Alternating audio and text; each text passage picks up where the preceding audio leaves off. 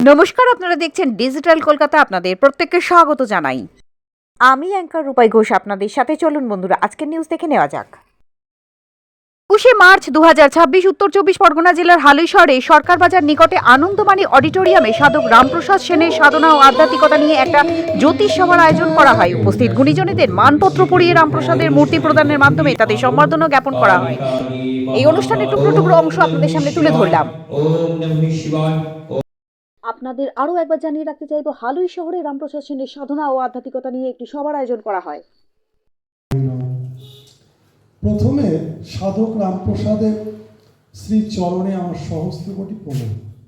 মাত্র ৫৪ থেকে ৫৭ বছর বয়সের মধ্যে উনি যে তার সাধনাকে এই হালিশহরের বুকে থেকে পরিস্ফুটন ঘটিয়েছে, তার অমৃত সুধা বিশ্ব ব্রহ্মাণ্ডে বা বিশ্বের প্রতিটা ঘরে প্রতিটা জায়গায় কোনো না কোনো কারণে সুভাষের মধ্যে দিয়ে, ভাষার মধ্যে দিয়ে প্রবেশ করেছে। জন্মভূমিতে এই রামপ্রসাদ সেন হালিশহরে ১৭১৮ খ্রিস্টাব্দে জন্মগ্রহণ করেন। তার এই জন্মভূমিতে আসতে পেরে আমি খুব আনন্দিত। তার রচিত গান আজও আমাদের আপামর সমস্ত বাঙালির মনে প্রাণে অন্তরে বসে আছে। তার গান ছাড়া যেন কোনো শ্যামা পুজোই হয় না। তো এসে অ্যাকচুয়ালি আমি জ্যোতিষটা আমার ভালোবাসা, জ্যোতিষটা আমার পেশা নয়, জ্যোতিষটা আমার নেশা। এই স্রষ্টা ছিলেন সুব্রত রায় মহাশয়। তার সৃষ্টিকে এগিয়ে নেওয়ার জন্যই আমার এই প্রচেষ্টা। এই প্রচেষ্টা আমার দীর্ঘ সময় চলবে, এই আশা রাখি। সবাই আমার পাশে থাকবেন এবং এগিয়ে নিয়ে সহযোগিতা করবেন, সেটাও আশা রাখি সমস্ত জ্যোতিষের কাছে। গঙ্গাবক্ষের পূর্বস্থলে সাধক রামপ্রসাদের ভিটা হালিশহর। একটি অনুষ্ঠানের মধ্যে এসেছি যার বিষয়বস্তু হচ্ছে রামপ্রসাদকে কেন্দ্র করে তাকে নিয়ে কিছু বলা, আলোচনা করা এবং রসদ গ্রহণ করা।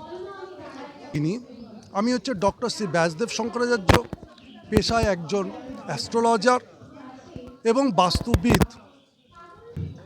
যশ, খ্যাতি, প্রতিপত্তিকে বাদ দিয়ে মাতৃ সাধনায় যদি ব্রতী হওয়া যায়, তাহলে যে এই সাধনা কত বড় স্থান দিতে পারে, অর্থাৎ সাধক রামপ্রসাদের জন্মের ৪০০ বছর পরেও তা কিন্তু বোঝা যাচ্ছে।